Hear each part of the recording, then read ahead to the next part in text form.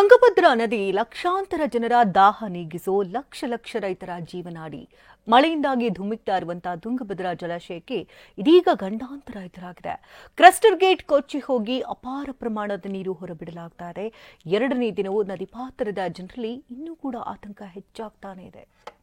ತುಂಗಭದ್ರಾ ಡ್ಯಾಂನ ಒಡಲು ಖಾಲಿ ಆಗ್ತಾ ಇದೆ. 19ನೇ ಕ್ರಸ್ಟ್ ಗೇಟ್ ಕೊಚ್ಚಿ ಹೋಗಿದ್ರಿಂದ ನೀರು ಬೇಕಾಬಿಟ್ಟಿ ಪೋಲಾಗ್ತಾ ಇದೆ.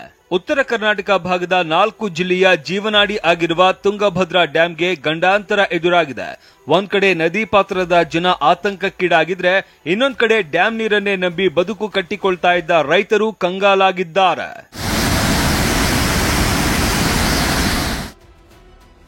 ಕೊಚ್ಚಿ ಹೋಯ್ತು ಟಿಬಿ ಡ್ಯಾಂನ 19ನೇ ಕ್ರಸ್ಟ್ ಗೇಟ್.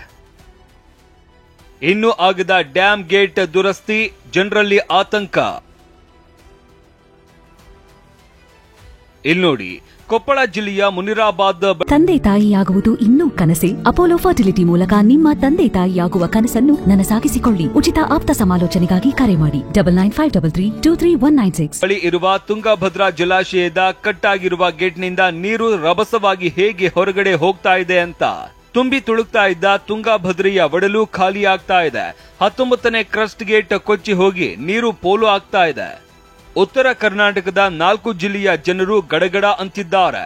ಆಂಧ್ರ ಮತ್ತು ತೆಲಂಗಾಣದ ರೈತರನ್ನು ಬೆಚ್ಚಿ ಬೀಳಿಸಿದೆ.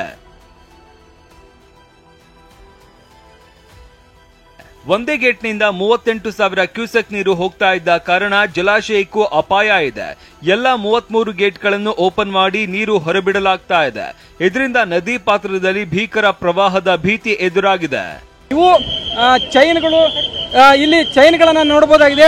ಈ ಚೈನ್ಗಳು ರಾತ್ರಿ ಕಟ್ ಆಗಿರೋ ಹಿನ್ನೆಲೆಯಲ್ಲಿ ಅವೆಲ್ಲವೂ ಕೂಡ ಕೊಚ್ಕೊಂಡು, ಅಂದ್ರೆ ಗೇಟ್ ಕೊಚ್ಕೊಂಡು ಹೋಗಿರುವಂತದ್ದು ನಾವು ದೃಶ್ಯಗಳಲ್ಲಿ ಕೂಡ ನೋಡಬಹುದಾಗಿದೆ. ಇದು ಚೈನ್ ತುಂಡಾದ ಪರಿಣಾಮವಾಗಿ ಇದೀಗ ಗೇಟ್ ಸಂಪೂರ್ಣವಾಗಿ ಕೊಚ್ಕೊಂಡು ಹೋಗಿರುವಂತದ್ದು.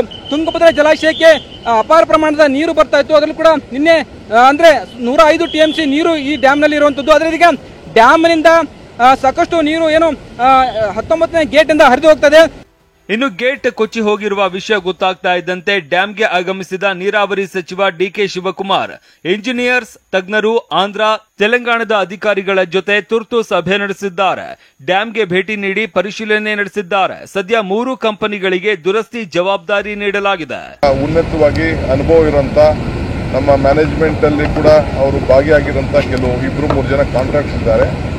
ಅವ್ರಿಗೆ ತಕ್ಷಣ ಕೂಡ ನಾವು ತಿಳಿಸಿದ್ದೇವೆ. ಕೃಷ್ಣಯ್ಯ ಅವ್ರಿಗೆ, ನಾರಾಯಣ್ ಇಂಜಿನಿಯರಿಂಗ್ಗೆ ಮತ್ತು ಹಿಂದೂಸ್ತಾನ್ ಅವ್ರಿಗೆ ಅವರು ಕೂಡ ಎಲ್ಲ ತಿಳಿಸಿದ್ದೇವೆ. ಅವ್ರಿಗೆ ಡಿಸೈನ್ ಎಲ್ಲ ಒದಗಿಸಿಕೊಟ್ಟಿದ್ದೇವೆ. ಅವರು ರಾತ್ರಿ ಇಲ್ಲಿ ಕೂಡ ಅವ್ರು ಬಂದಿದ್ದಾರೆ, ಅವರ ಟೀಮ್ ಕೂಡ ಬಂದಿದ್ದಾರೆ. ಇದನ್ನ ಕೂಡಲೇ ಕೆಲಸ ಕೂಡ ಅವರಲ್ಲಿ ಪ್ರಾರಂಭ ಮಾಡಲಿಕ್ಕೆ, ಗೇಟನ್ನು ತಯಾರು ಮಾಡಲಿಕ್ಕೆ, ರಿಸ್ಟೋರ್ ಮಾಡಲಿಕ್ಕೆ ಎಲ್ಲ ಪ್ರಯತ್ನ ಮಾಡ್ತಾ ಇದ್ದಾರೆ.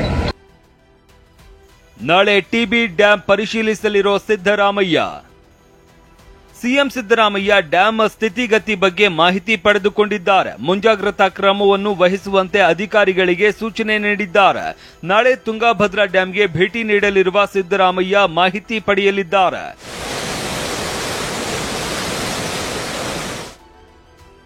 ಟಿಬಿ ಜಲಾಶಯಕ್ಕೆ ಇಂದು ವಿಜಯೇಂದ್ರ ಭೇಟಿ. ತುಂಗಭದ್ರಾ ಜಲಾಶಯದ ಕ್ರಸ್ಟ್ ಗೇಟ್ ಕೊಚ್ಚಿ ಹೋಗಿದ್ದು ವಿಪಕ್ಷಗಳು ಕಿಡಿಕಾರ್ತಾ ಇವೆ. ಇವತ್ತು ಟಿಬಿ ಜಲಾಶಯಕ್ಕೆ ಇವತ್ತು ಮಧ್ಯಾಹ್ನ ಬಿವೈ ವಿಜಯೇಂದ್ರ ಭೇಟಿ ನೀಡಲಿದ್ದಾರೆ. ಮಾಜಿ ಸಿಎಂ ಬೊಮ್ಮಾಯಿ ಮತ್ತು ವಿಪಕ್ಷ ನಾಯಕ ಆರ್ ಅಶೋಕ್ ಕೂಡ ಭೇಟಿ ನೀಡಿ ಪರಿಶೀಲನೆ ನಡೆಸಲಿದ್ದಾರೆ. ಡ್ಯಾಂ ಗೇಟ್ ಮುರಿದಿರುವ ಬಗ್ಗೆ ಕೇಂದ್ರ ಸಚಿವ ಪ್ರಹ್ಲಾದ್ ಜೋಶಿ ಪ್ರತಿಕ್ರಿಯಿಸಿದ್ದಾರೆ. ಅಧಿಕಾರಿಗಳು ಸರಿಯಾಗಿ ನಿರ್ವಹಣೆ ಮಾಡಿಲ್ಲ, ತಪ್ಪಿತಸ್ಥರ ವಿರುದ್ಧ ಕ್ರಮ ಕೈಗೊಳ್ಳಬೇಕು ಎಂದಿದ್ದಾರೆ. ಸೇಫ್ಟಿ ಲಾಕ್ ನಿರ್ಮಿಸಬೇಕು ಅಂತ ಕುಮಾರಸ್ವಾಮಿ ಸಲಹೆ ನೀಡಿದ್ದಾರೆ.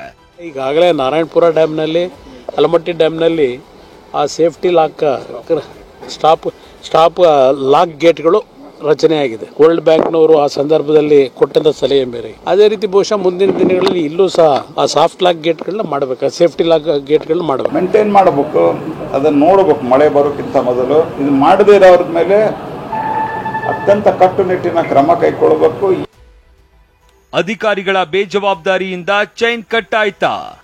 ಬೇಸಿಗೆಯಲ್ಲಿ ಇಡೀ ಡ್ಯಾಂ ಖಾಲಿ ಇತ್ತು, ಆಗ ಸರಿಯಾಗಿ ನಿರ್ವಹಣೆ ಮಾಡಿಲ್ಲ ಅನ್ನೋ ಆರೋಪ ಕೇಳಿ ಬಂದಿದೆ. ಡ್ಯಾಂ ನಿರ್ವಹಣೆ ಮಾಡೋರು, ಇಂಜಿನಿಯರ್ಗಳು, ಅಧಿಕಾರಿಗಳು ಮೈ ಮರೆತಿದ್ದೇ ಈ ಸ್ಥಿತಿಗೆ ಕಾರಣ ಎನ್ನಲಾಗ್ತಾ ಇದೆ. ಇದಕ್ಕೆ ಸಂಬಂಧ ಬಳ್ಳಾರಿಯಿಂದ ವಿನಾಯಕ್ ಜೊತೆ ಸಂಜಯ್, ಟಿವಿ9 ಕೊಪ್ಪಳ.